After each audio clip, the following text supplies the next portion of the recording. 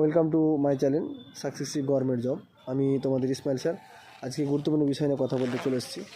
তোমাদের বলেছিলাম যে 48 ঘন্টার মধ্যে কিন্তু তোমাদের কলকাতা পুলিশের শর্ট নোটিশ কিন্তু প্রকাশিত হতে চলেছে, বা ডাব্লিউবি শর্ট নোটিশ কিন্তু প্রকাশিত হয়েছে। বলেছিলাম তোমাদের দেখবে ইউটিউবে আমি তোমাদের লিঙ্ক দিয়েছি। যে কোনো কথা না আমরা জেনে শুনে বলা হয়, কোনো ভুংচাং কথা বলি না, সমস্ত কথা তোমাদের বারবার করে বলছি। তোমরা বলেছিলাম যে দেখবে হয় একসঙ্গে 3টে রিক্রুটমেন্ট ছাড়বে না, তোমাদের ছাড়তে পারে সেখানে 2টো রিক্রুটমেন্ট, হয় ডাব্লিউবি বা ডাব্লিউবিএস একসঙ্গে, বা কলকাতা পুলিশ।